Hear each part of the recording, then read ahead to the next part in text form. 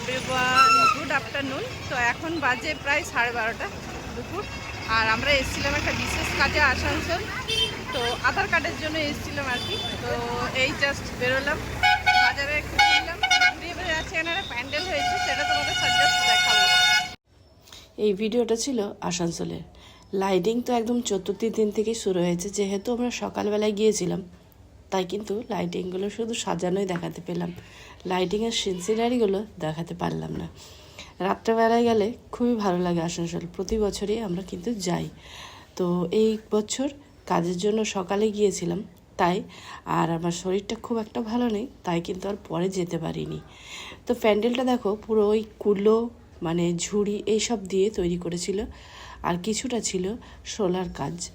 তো খুবই সুন্দর করেছিল। আর এই ভেতরের যে ডেকোরেশনটা, সেটা অনেকটা সেই বিয়ে বাড়িতে যেরকম ডেকোরেশন করা হয় সেই রকম। তো প্যান্ডেলটা তোমাদের আরেকবার ভালো করে দেখিয়ে দিলাম দূরের থেকে। আর এই প্যান্ডেলের কাছে আমিই দাঁড়িয়েছিলাম। তো দেখো, ঢুকেই এই যে এগুলো করেছে, এগুলো সম্পূর্ণ কিন্তু বাঁশের। এই যে পাশে দুটো পুতুলের মতো করেছে। আর ঠাকুরের মূর্তিটা কিন্তু অসম্ভব সুন্দর হয়েছিল।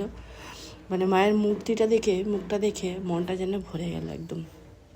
ভেতরে দেখে বুঝতেই পারছো যে সমস্ত কুলো দিয়ে কাজ। তো খুবই ভালো লাগছিল দেখতে, খুব এনজয় করলাম। তারপরে চলে এলাম বাজারে এসে বাজারের ভিড়টা পুরো দেখো কীরকম ভিড়। বাজারে ভিড় প্রচুর হয়েছিল। এই যে দেখো, প্রচুর মেঘ করেছে আজ চতুর্থীর দিনে। এই তো অবস্থা, দেখো বৃষ্টি হচ্ছে প্রচুর পরিমাণে। তো এখনকার মতো বাই, দেখা হবে নেক্সট একটা কোনো ভিডিওতে। সবাই ভালো থেকো, সুস্থ থেকো। আর আমরা বাইরে থেকে এলাম, এখন একটু খাওয়া দাওয়া করবো। খাওয়া দাওয়া করে এবার রেস্ট করি। তো আজকের ভিডিওটা আমি এখানেই শেষ করছি। টাটা, সবাই ভালো থেকো।